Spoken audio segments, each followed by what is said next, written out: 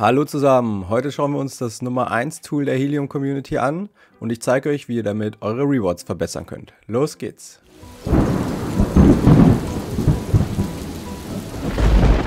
Hallo und herzlich willkommen zurück zu einem neuen Video von mir. Heute geht es um Hotspotty. Hotspotty wurde Ende letzten Jahres bei den Noble Awards von Helium zum Nummer 1 Community Tool gewählt und wir schauen uns heute mal an, was ihr mit Hotspotty alles machen könnt. Wir beginnen mit der Karte, wie ihr diese filtern könnt und ja, was für verschiedene Möglichkeiten ihr in der Karte habt.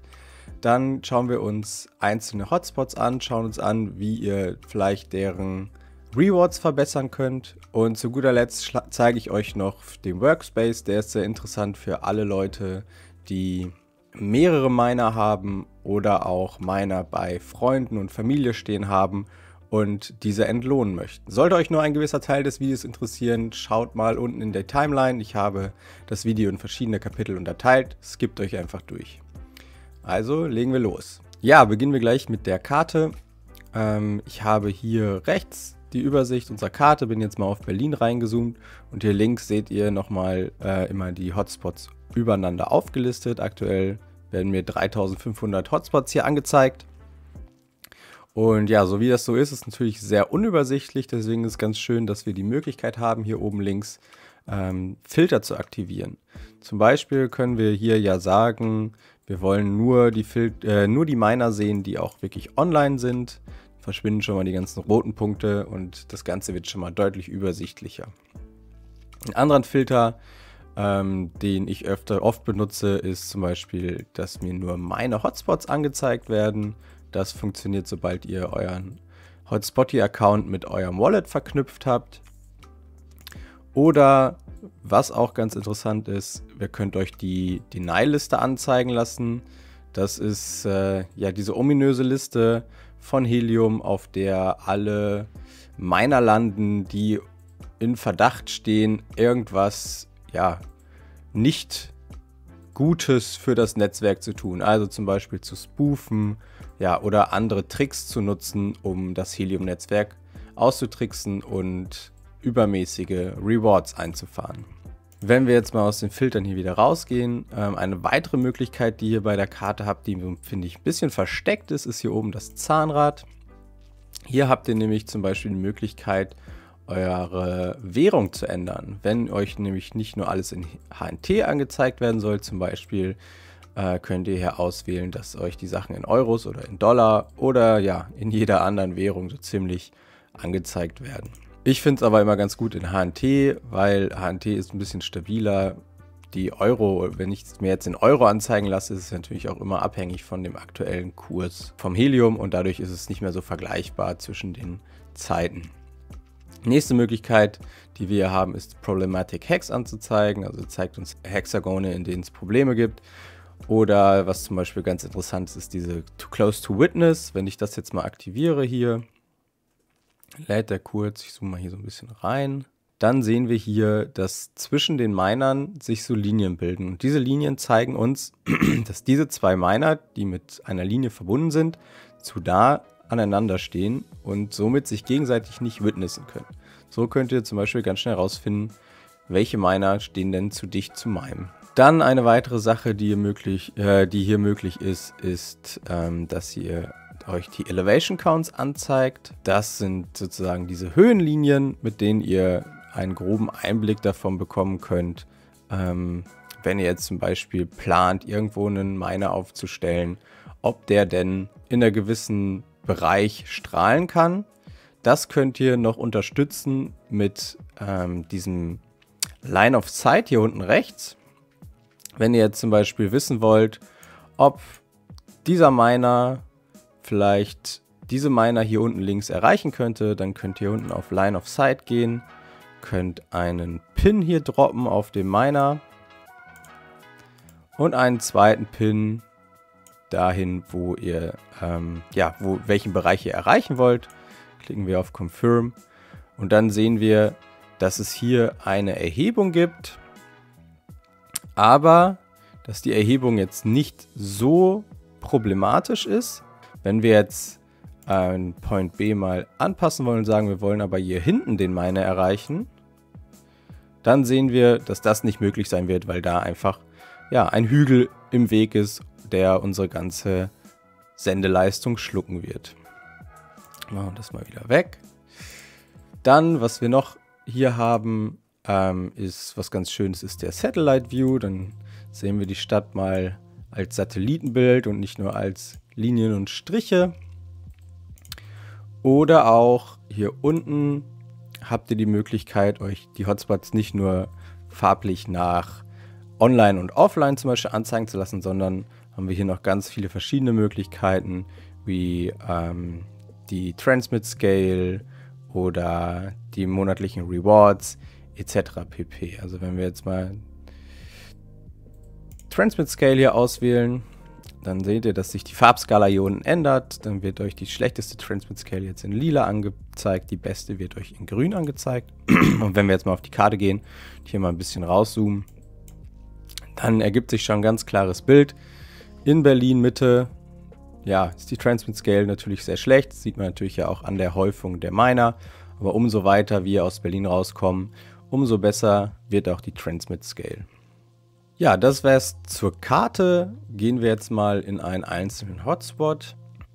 Ich habe dafür auch schon mal einen Hotspot rausgesucht, weil es hier eine Sache gibt, die ich euch gerne zeigen möchte. Ja, bei einem einzelnen Hotspot, was gibt es zu beachten?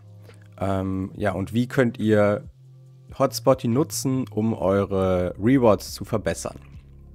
Das erste, was wir hier bei diesem Miner zum Beispiel sehen, ist, dass dieser Relate ist. Das liegt wahrscheinlich daran, dass er gewisse Ports nicht geöffnet hat oder nicht öffnen kann. Das ist auf jeden Fall eine Sache, die sollte man versuchen zu beheben, weil man dadurch keinerlei Beacons senden kann oder nur sehr, sehr vereinzelt Beacons senden kann.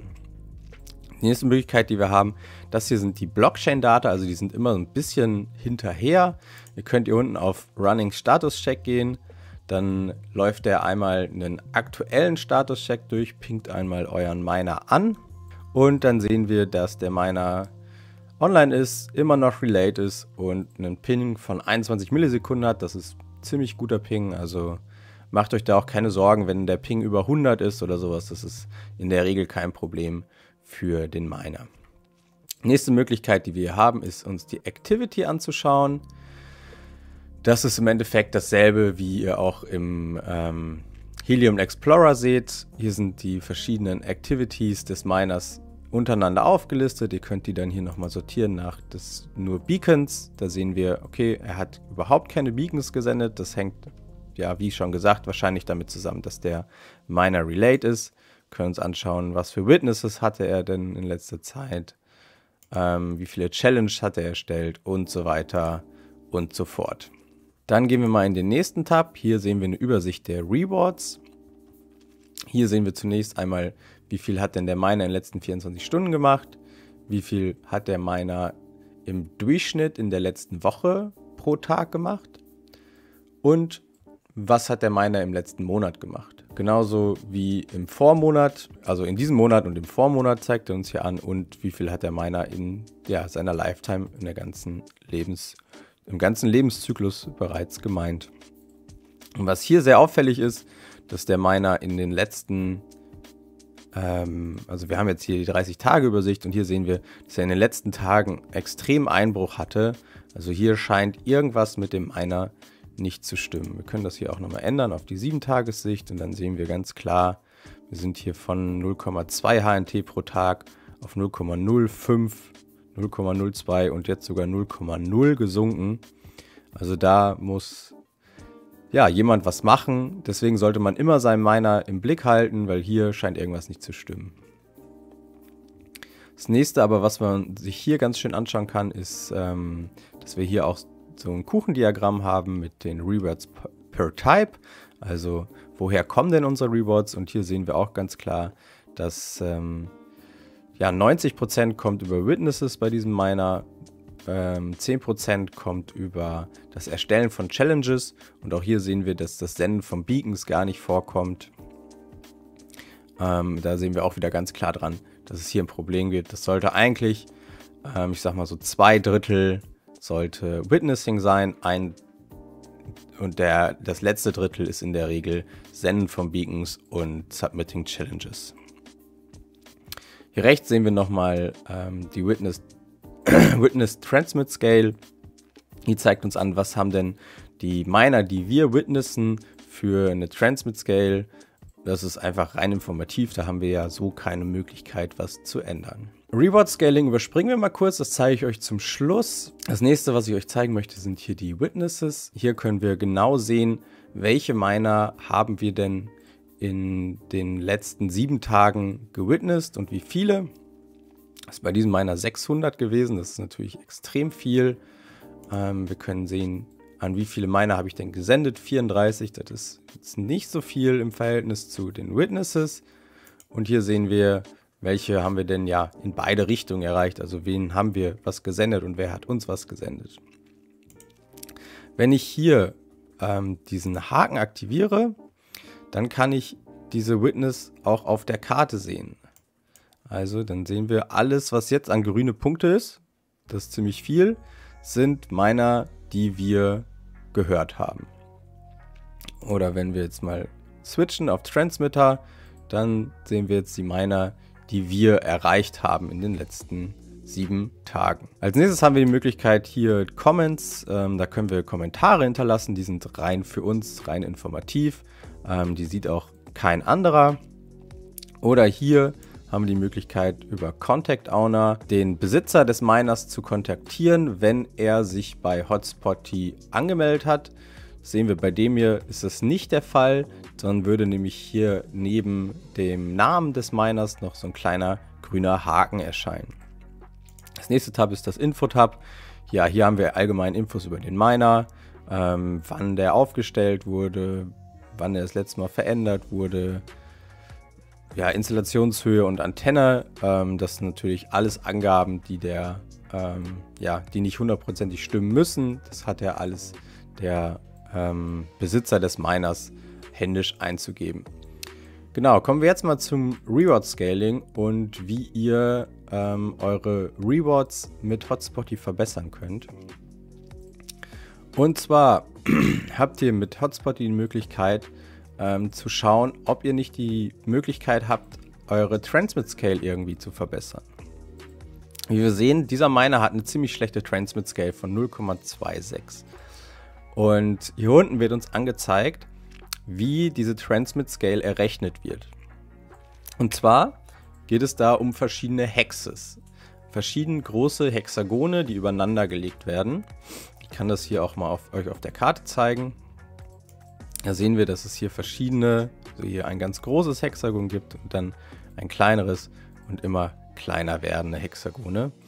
Und hier sehen wir, dass es im Resolution 4, das ist dieses ganz große Hexagon, was ich euch gerade gezeigt habe, schon eine schlechte Transmit Scale gibt, weil es da 305 zu viele Miner in diesem Bereich gibt. Auf so einer großen Größe kann man in der Regel meistens nichts ändern. Dann schauen wir uns mal die nächste kleinere an, Resolution 5. Da sind auch 83 zu viel, das geht ja noch, ist aber noch im grünen Bereich und so weiter und so weiter. Und dann sehen wir aber auch, dass wir in der Resolution 9, was ja schon ziemlich klein ist, also Resolution 10 sind die ganz kleinen Hexagone, die ihr auch beim Explorer zum Beispiel immer seht. Und Resolution 9 ist sozusagen die nächsthöhere Ebene, dass wir da 2 Miner zu viel drin haben. Und hier können wir mal schauen, ob wir nicht die Möglichkeit haben, uns aus diesem Hexagon rauszubewegen, um unsere Transmit Scale zu verbessern. Wenn ich jetzt nämlich hier nach oben scrolle und mal auf dieses Hex reinzoome, dann sehen wir hier mit den Umrissen das 9er Hex und wir sind ziemlich am Rand davon. Also können wir wahrscheinlich unseren Miner verschieben um ein paar Meter, um aus diesem Hex rauszukommen und somit die Transmit Scale für uns und für alle anderen in diesem Hex auch zu verbessern. Um das zu testen, können wir hier unten auf Edit Placement klicken. Dann öffnet sich die Karte und wir können unser Miner ein bisschen hier rüber schieben. So. Dann sehen wir, es sind 26 Meter. 26 Meter könnt ihr machen, das ist gar kein Problem. Ich würde mal sagen, so alles bis 50, teilweise 100 Meter ist machbar zu verschieben. Ist natürlich wünschenswert, so wenig wie möglich zu verschieben, um ja, dem Proof of Coverage, dem Netzwerk dienlich zu sein. Aber ich sag mal, 26 Meter sollte kein Problem sein. Das könnt ihr auf jeden Fall machen.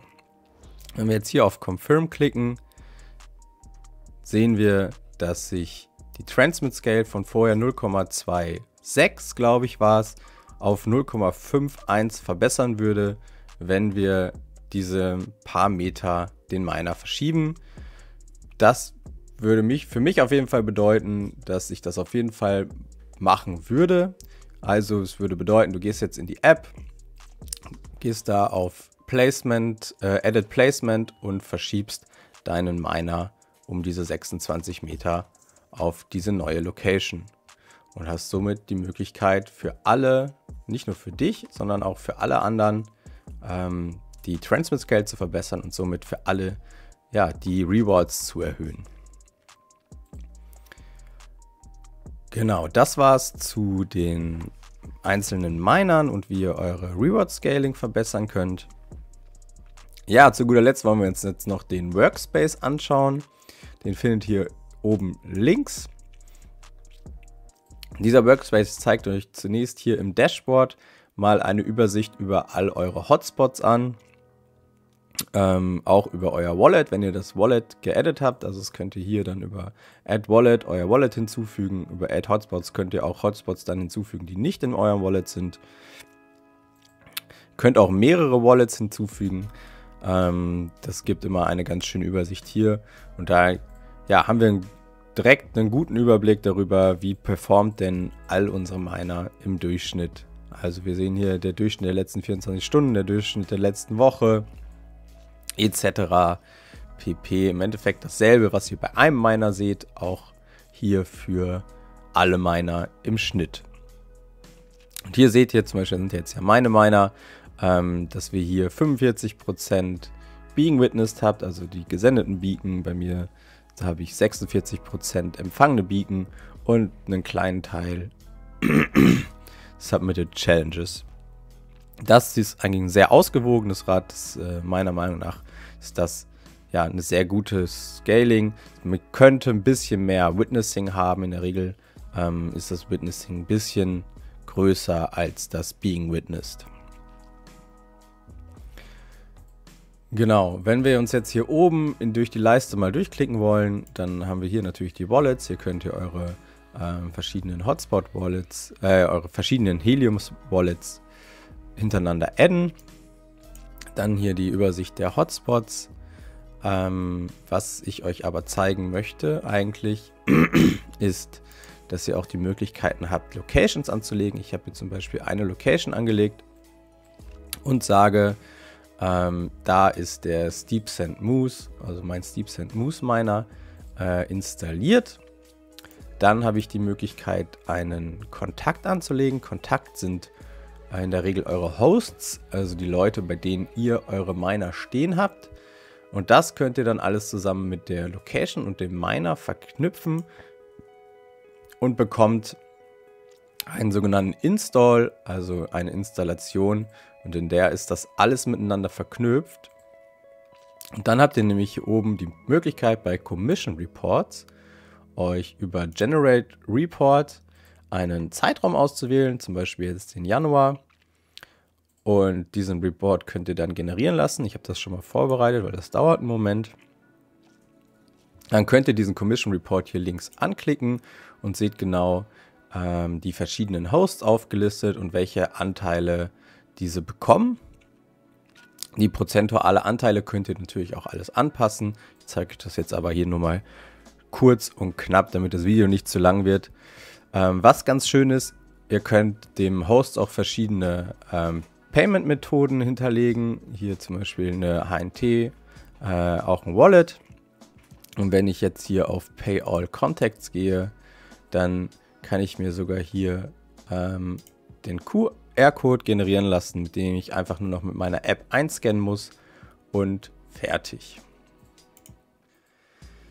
Ja, das war alles, was ich euch heute zu Hotspotty zeigen wollte. Falls ihr noch Fragen habt, schreibt es gerne unten in die Kommentare oder kommt auf unseren Discord. Wenn ihr noch auf der Suche nach einem Miner seid, findet ihr natürlich auch unten in der Videobeschreibung wie immer unseren Link zu Heliummart. Dort bekommt ihr den Brown Miner mit 3% Rabatt, wenn ihr den Code helium.de nutzt. Und wir sehen uns dann im nächsten Video. Macht's gut, euer André.